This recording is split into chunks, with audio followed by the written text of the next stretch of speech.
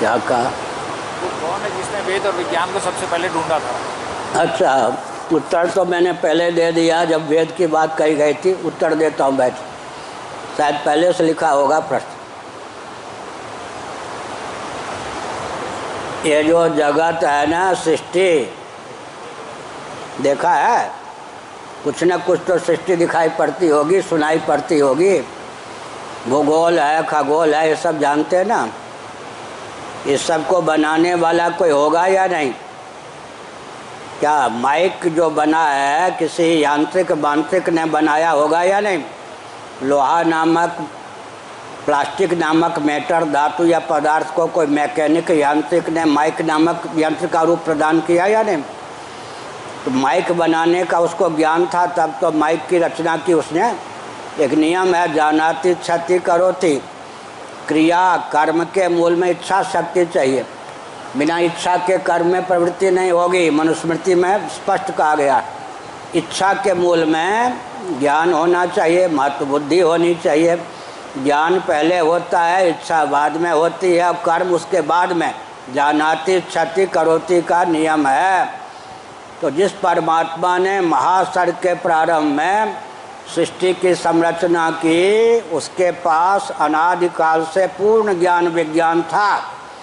केवल उसको उसने सृष्टि के प्रारंभ में व्यक्त करके दिखा दिया। देखो ये पृथ्वी है, पृथ्वी अंग्रेजी में पृथ्वी को क्या कहते हैं? अर्थ कहते हैं ना। पृथ्वी भूमि है, इसमें कौन सा विज्ञान प्रतिष्ठित है?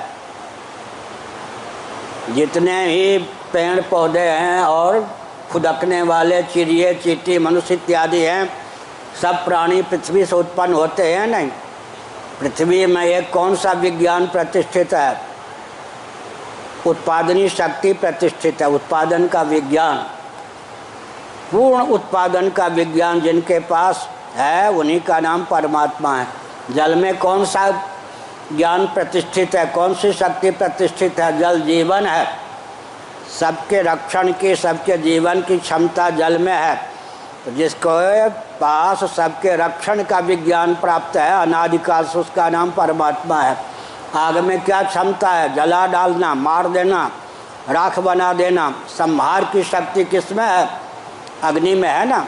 तो जिस परमात्मा में संहार का ज्ञान है, सृष्टि बनाता भी है, सृष्टि का उचित समय तक पालन करता है, उचित समय पे बंटा ढार भी कर देता है। बट का, बरगद का पेड़ देखा है, पीपल का पेड़ देखा है, पाकर का पेड़ देखा है, ढाक का पेड़ देखा है ना। कौन सी ऐसी शक्ति है कि समय पे पत्तियों को लगा देती है? कौन सी ऐसी शक्ति है जो समय तक पत्तियों का पालन करती जाती है, पोषण? कौन सी ऐसी शक्ति है जो पतझड़ कर देती है, उन पत्तियों को गिरा देती है? तो वृक्ष में भी उत्पादनी पालनी संहारणी शक्ति है या नहीं? वृक्ष में भी अंतश्चेतना, उत्पादन पालन संहार की विद्यमान है। इसी प्रकार से सबको निग्रह करना और जीवों पर अनुग्रह करना, 5 प्रकार के ज्ञान विज्ञान से संपन्न परमात्मा हैं। वो अपने 5 प्रकार के ज्ञान विज्ञान को सृष्टि की संरचना के समय क्रमशः व्यक्त करते हैं। बहुत अच्छा प्रश्न किया। कौन कहता है कि बच्चे बुद्धिमान नहीं होते? बहुत अच्छे होते हैं।